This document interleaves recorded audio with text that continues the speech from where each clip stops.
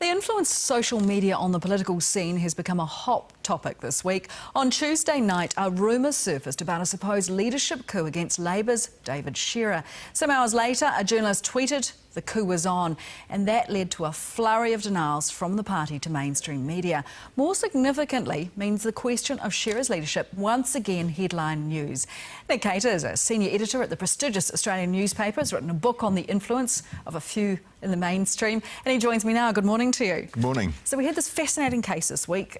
There's a tweet, it becomes mainstream media. Once upon a time, I guess a rumour would have stayed very much a rumour, and then it becomes a headline. Is this the sort of impact we're going to see more and more from social media? Well, I think social media is going to have an increasing role to play.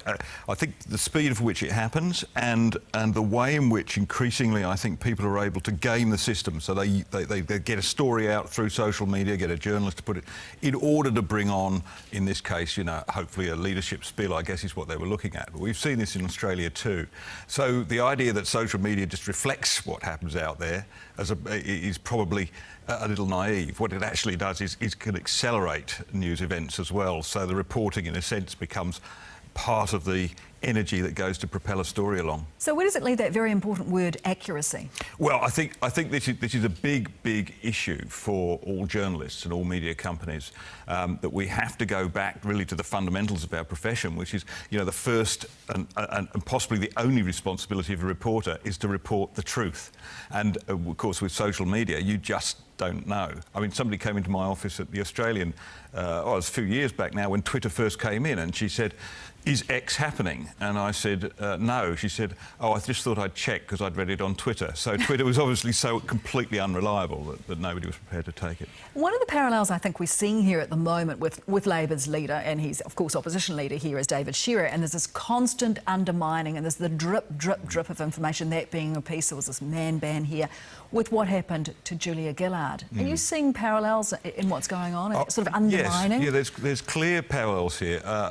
First of all, I think you have to say that if a leader's in a strong position, if they're in a strong position in the polls, if they've got their confidence up, then they're almost impervious to this kind of thing. So it can't take place. So first of all, there has to be some underlying doubt or weakness in a leader. So it can't cause that. But as I say, what it can do is be used to feed into it. And I don't know whether you had this here, but we've had situations where you've had presenters live on TV presenting a story and saying, "I've just got a tweet in," which is fair enough, but if that tweet's come from somebody who wants to topple the leader, then the presenter has become a sort of party to the whole leadership coup himself or herself, and that's a dangerous position for a journalist to be in, I would have thought. How much do you think the media and social media and all the commentary was part of getting rid of Julia Gillard, and how much was true dissatisfaction? Because media becomes part of the game, don't they? They become the pawns in it to some extent. Yeah, they do. And I think the other thing you've got to recognise with social media is it's entirely unrepresentative. It's not democratic at all.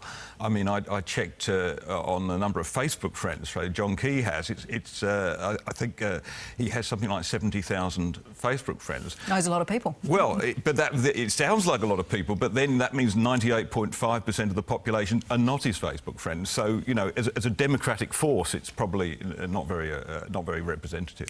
Now, your book, The Lucky Culture, it's about the loss of that great egalitarian Australian society, and if you like, a ruling elite, isn't it, who have a very strong voice. You're seeing parallels in this country? I think I detect them here. I should first say that when I talk about egalitarianism, because I've just heard that discussion you've had on equality, I mean something very specific here. I mean equality. It's equality of manners, equality of respect. So egalitarian doesn't mean to say that everybody's got the same amount of wealth. What it means is everybody deserves the same respect. So we value each other equally as people to some extent. Exactly. And in a democracy, everybody has one voice. Nobody is allowed to shout anybody else down. So you're seeing those parallels in New Zealand? Look, I would hesitate really to comment on New Zealand, but yes, you do see them, because this is common throughout much of the Western world. Wherever you've seen a great growth in higher education, as you have in New Zealand and Australia. So it's and the United educated, States. Liberal kind of elite you're talking about, isn't it? People go through a higher education, typically get a degree, and come out thinking about the world a different way. And of course, those people who have the degrees tend to get the influential jobs in the media, in politics, in the law, and so a small proportion of people can come to dominate the conversation and discussion. It's very much what happens in Australia and indeed in America and Britain, and I'm certain it's probably here too. Very nice to talk to you, Nick Cater. Thank you for your time this morning. Thank you.